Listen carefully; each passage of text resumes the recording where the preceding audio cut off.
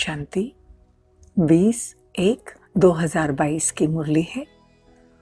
बाबा कहते हैं, मीठे बच्चे, आधा कल्प से जो 5 विकारों की बीमारियां लगी हुई थी वह अब छूटी की छूटी, इसीलिए अपार खुशी में रहना है। प्रश्न है, तुम बच्चों को अब कौन सी हॉबी मतलब शौक रखना है? किन बातों से तुम्हारा ताल्लुक नहीं? उत्तर है, एक बाप से पूरा वर्षा लेने की हॉबी रखनी है। देखो, बाबा से हम प्रॉपर्टी ले 21 जन्मों के लिए, वो कैसे लेनी है, उसमें क्या क्या करना है, पूरा दिन यही ख्याल रहना चाहिए कि हम सतोप्रधान कैसे बने, बाबा से वर्षा कैसे ले, कौन सी धारणा करेंगे तो हमको वर्षा मिलेगा। ये सब चीज़ों का शौक होना चाहिए। मनुष्य को तो अनेक प्रकार की हॉबियां होती है, तुम्हें वह सब छोड़ देनी है। तुम ईश्वर के बच्चे बने हो, बाप के साथ वापस जाना है, इसीलिए इस शरीर से ताल्लुक रखने वाली सब बातों को भूल जाना है। पेट को 2 रोटी खिलानी है और बुद्धि नई दुनिया से लगानी है। पेट को 2 रोटी खिलानी है। पूरा दिन ये नहीं सोचना है कि अब ये 2 रोटी के लिए कितनी मेहनत करनी पड़ती है या क्या करूं, कैसे करूं। बुद्धि पुरानी दुनिया से निकलती नहीं तो नई दुनिया में कैसे लगेगी। देखो, बाबा कहते हैं, जिसको भगवान पे भरोसा है ना, बाबा उसको 2 रोटी मतलब, बाबा की 2 रोटी मतलब 56 भोग। भगवान पे विश्वास करके देखो। जो बच्चे काम धंधा करते हैं, नौकरी करते हैं, जॉब करते हैं, काफ़ी चीज़ें दिमाग में चलती है कि कैसे करें, कैसे पेट के लिए कमाएं। लेकिन बाबा कहते हैं, जो बच्चे रोज मुरली सुनते हैं, जो बच्चे अंडरलाइन ध्यान से सुनना ये बातें, जो बच्चे ज्ञान धन रोज अर्जन करते हैं, उसे स्थूल धन की कमी कभी नहीं होगी। इतना विश्वास भगवान पे रखो कि रोज बस मुरली सुनो, बाकी सब बातें भगवान पर छोड़ दो।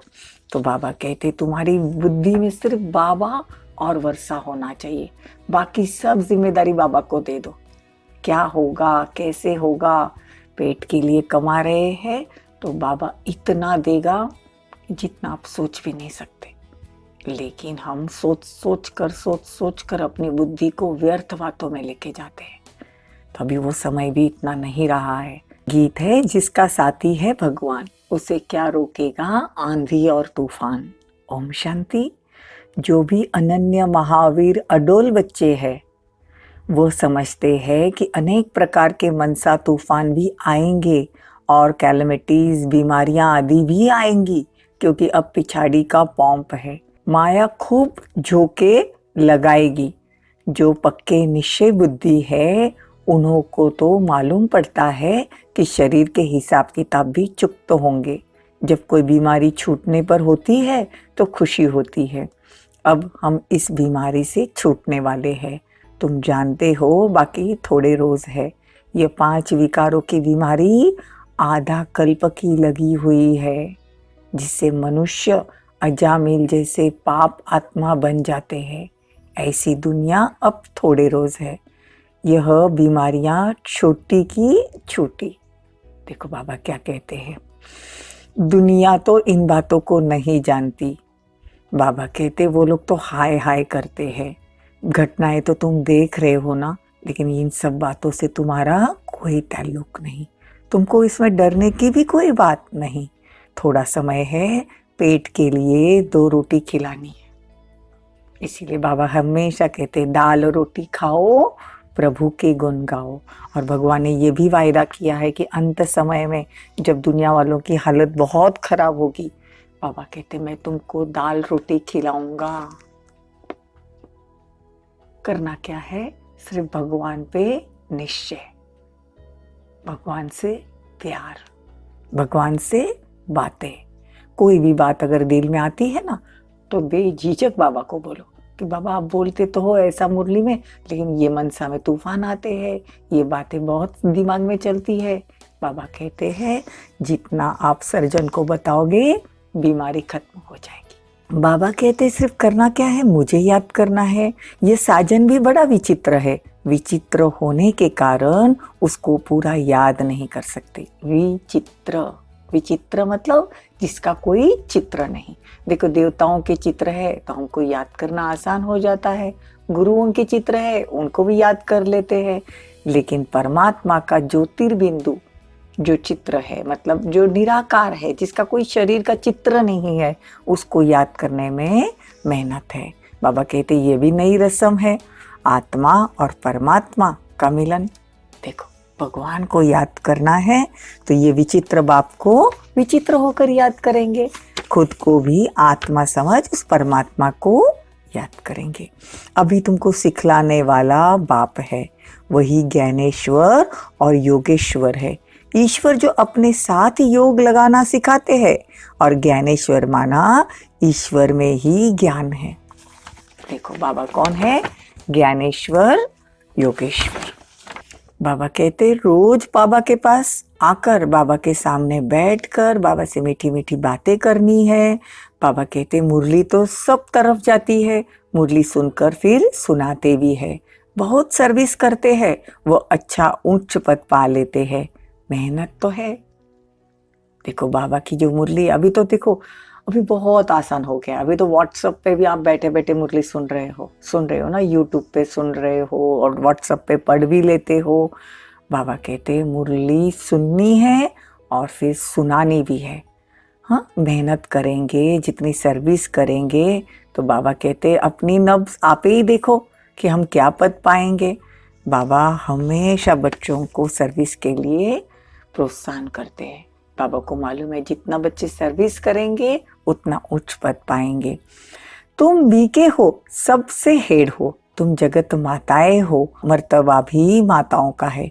दिखाते भी है, कुंवारियों ने बाण मारे भीष्म पिता आदि को, इन कुंवारियों के आगे सबको आना है। तो यह समझाना पड़ता है कि ऊंचते ऊंच कौन है। फिर सर्वव्यापी का ज्ञान झूठा है। ऊंचते ऊंच कौन है? परमात्मा है, और भगवान को कण कण में डाल दिया है, तो बाबा कहते ये ज्ञान झूठा है। तीसरा नेत्र जरूर ब्रह्मा द्वारा ही देंगे। त्रिमूर्ति का अर्थ कितना अच्छा है, समझाने की बड़ी रौनक चाहिए।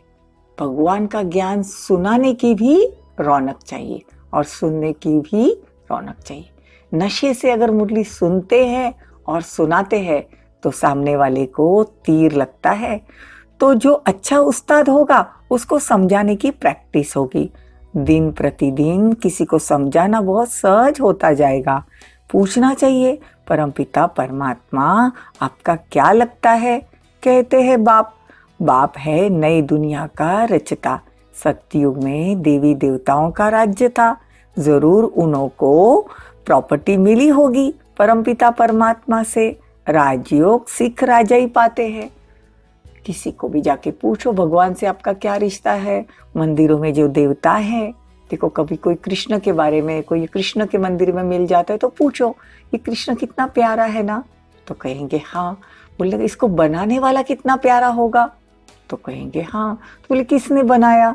ऐसा कर कर हम परमात्मा का ज्ञान दे सकते हैं। कृष्ण को इतना सुंदर बनाने वाला स्वयं कितना सुंदर होगा, इसीलिए उसकी महिमा है सत्यम शिवम सुंदरम। बाबा हर तरह से बच्चों को समझाते हैं। बच्चों को खड़ा हो जाना चाहिए। प्रजापिता ब्रह्मा और जगदम्बा दो मुख्य है। वर्षा मिलता है लक्ष्मी नारायण पद का।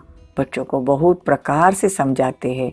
बाबा कहते हैं तुम तो ज्ञान की अथॉरिटी हो, तुमको भगवान से सुनकर फिर औरों को पैगाम देना है। कोई भी बच्चा छूट न जाए कि भगवान इस धरा पर आया और हमको पता ही नहीं चला। हम अपने ही कार्य व्यवहार में इतने व्यस्त रहते हैं कि और किसी को कैसे समझाए ये बुद्धि ही नहीं चलती। सारा बोझ भगवान पे दे दो, धंधा दौरी का हो या जॉब का हो या घर के काम का हो या कार्य, कोई भी कार्य व्यवहार या सेवा का हो। बाबा कहते मुझे बोझ दे दो। देखो बाबा 18 जनवरी की मुरली में भी बाबा ने बार बार समझाया कि जिस बच्चे को बाबा से प्यार है वो कहते हैं ना कि बाबा से बहुत प्यार है, तो बाबा कहते हैं इसका सबूत है कि आपको मुरली से भी प्यार होना चाहिए। इसलिए बाबा की मुरली कभी मिस नहीं करना। शरीर को भोजन देते हो, वैसे मुरली से आत्मा को भोजन मिलता है। आत्मा शक्तिशाली बनती है और कोई भी परिस्थिति हो आत्मा सामना कर लेती है और आत्मा अगले 21 जन्मों के लिए भी वर्षा पाती है। अच्छा, मीठे मीठे सिकिलदे बच्चों प्रति माता पिता बाप दादा का याद प्यार और गुड मॉर्निंग। रूहानी बाप की रूहानी बच्चों को नमस्ते।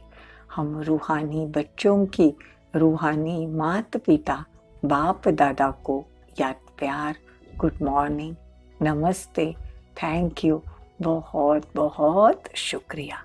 धारणा के लिए मुख्य सार।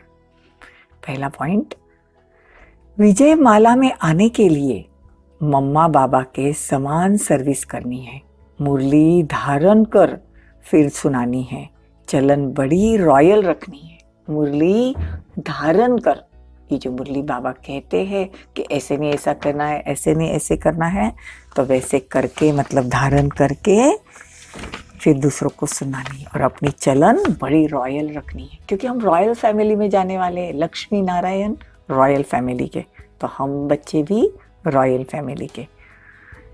अपनी विशाल बुद्धि से इस बेहद ड्रामा को जान अपार खुशी में रहना है। तूफानों से डरना नहीं, ज्ञान मंथन से बुद्धि को भरपूर रखना है। व्यर्थ बातों से बुद्धि को भरपूर नहीं रखना है, ज्ञान मंथन करना है। वरदान, विपरीत भावनाओं को समाप्त कर अव्यक्त स्थिति का अनुभव करने वाले सद्भावना संपन्न भव। जीवन में उड़ती कला व गिरती कला का आधार दो बातें हैं। देखो, बड़े ध्यान से वरदान सुनना, बड़ा सुंदर और पावरफुल वरदान है। जीवन में उड़ती कला व गिरती कला का आधार दो बातें, एक है भावना और भाव। सर्व के प्रति कल्याण की भावना, स्नेह सहयोग देने की भावना, हिम्मत उल्लास बढ़ाने की भावना, आत्मिक स्वरूप की भावना व अपनेपन की भावना ही सद्भावना है। ऐसी भावना वाले ही अव्यक्त स्थिति में स्थित हो सकते हैं। अगर इसके विपरीत भावना है तो व्यक्त भाव अपनी तरफ आकर्षित करता है। किसी भी विघ्न का मूल कारण विपरीत भावनाएं हैं। अव्यक्त स्थिति मतलब आत्मिक स्थिति, परमात्मा की याद में अगर रहना है तो दो भावनाएं हमारे अंदर होनी चाहिए, एक भावना और दूसरा भाव। ये जो भावना है वो शुभ भावना होनी चाहिए। तो शुभ भावना अगर है, अगर हमारा भाव अच्छा है, सद्भावना है, तो ही हमारा योग लगेगा। तो जो बाबा मुरली में सुनाते हैं, हर एक बात अगर वो सब धारण करनी है तो सर्व के प्रति शुभ भावना। अगर वो विपरीत वाली भी आत्मा है, विपरीत भावना है उसकी हमारे प्रति, लेकिन हम शुभ भावना से उसको प्रीत बुद्धि भगवान से या हमारे से बना सकते हैं। वो हमारे लिए भी अच्छा सोचेंगे अगर हम उनके लिए अच्छा सोचेंगे। ठीक है, तो बहुत अच्छा वरदान है, 2 बार अच्छे से सुनना। स्लोगन, सर्वशक्तिवान बाप जिसके साथ है, माया उसके सामने पेपर टाइगर है। देखो, बाबा जिसके साथ है उसको सामने से कोई परिस्थिति बहुत बड़ी दिखाई दे रही है। बाबा कहते हैं जैसे वो बहुत टाइगर जैसी, मतलब बड़ी परिस्थिति दिखाई देती है, लेकिन जब वो नजदीक आती है और बाबा हमारे साथ है और जब नजदीक आती है तो ऐसे लगता है ये तो पेपर टाइगर है, ये तो कागज का शेर है, ये कोई सच में शेर थोड़ी था। मतलब परिस्थिति एकदम पहाड़ जैसी होती है, वो राई बन जाती है और राई से रुई, तो रुई को फूंक मारेंगे तो क्या होगा, उड़ जाएगी। लवलीन स्थिति का अनुभव करो, जिससे प्यार होता है उसको जो अच्छा लगता है वही किया जाता है ना। तो बाप को बच्चों का अपसेट होना अच्छा नहीं लगता, इसीलिए कभी भी यह नहीं कहो कि क्या करे, बात ही ऐसी थी इसीलिए अपसेट हो गए। अगर बात अपसेट की आती भी है तो आप अपनी स्थिति अपसेट नहीं करना, मतलब अपनी स्थिति, मतलब हम खुद ऐसे सोमान में रहना कि हमारी पोजीशन सेट हो जाए।